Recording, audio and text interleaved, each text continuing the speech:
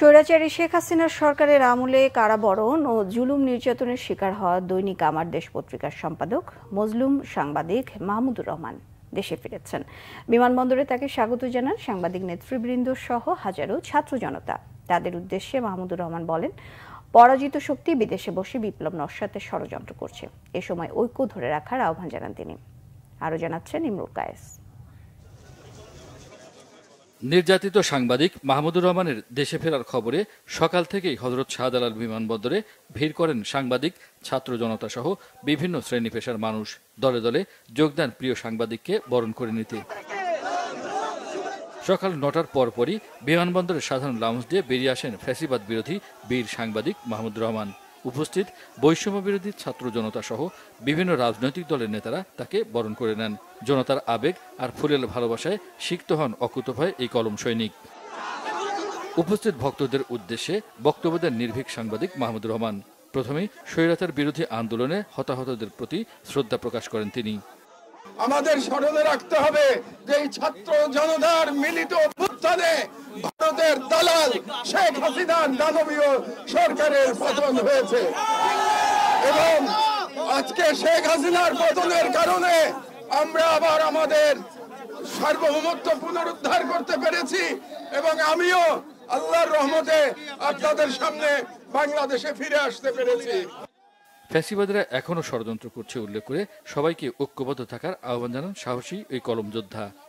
পরাজিত ফ্যাসিবাদ বিদেশে বসে তার বিদেশি বন্ধু, বিদেশি প্রভু, তার কোনো বিদেশি বন্ধু নাই, তার বিদেশি প্রভু এবং বাংলাদেশের এজেন্টদের দিয়ে বিপ্লবকে নস্যাৎ করার অপচেষ্টা চালাচ্ছে।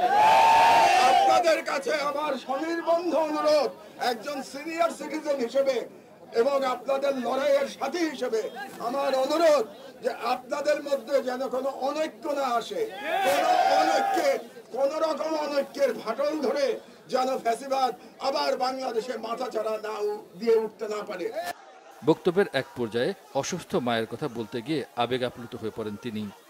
আমার মা গুরুতরভাবে অসুস্থ, তিনি ৬ বছর একাকী জীবন যাপন করতে বাধ্য হয়েছেন, এখন জীবন মৃত্যুর সন্ধিক্ষণে তিনি হাসপাতালে আছেন।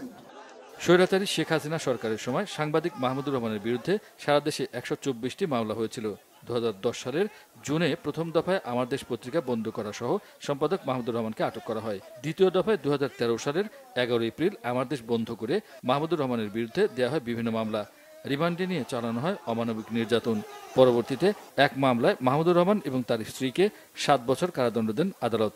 এরপরই তাকে দেশ ছাড়তে বাধ্য করে ফ্যাসিবাদী আওয়ামী লীগ সরকার। স্বৈরাচারী সরকারের দমন নির্যাতনের শিকার হয়ে দীর্ঘদিন দেশের বাইরে ছিলেন আমার দেশ সম্পাদক মাহমুদুর রহমান। আজ তিনি দেশে ফিরে আসলেন এবং তাকে শাহজালাল আন্তর্জাতিক বিমানবন্দরে হাজার হাজার ছাত্র জনতা বরণ করে নিলেন। তিনি সবাইকে ধৈর্য ধরার কথা বলেছেন এবং বলেছেন তার বিরুদ্ধে যে মামলাগুলো আছে সেগুলো তিনি ব্যক্তিগতভাবেই মোকাবেলা করবেন। ইমরুল কায়েস, বাংলা ভিশন, ঢাকা।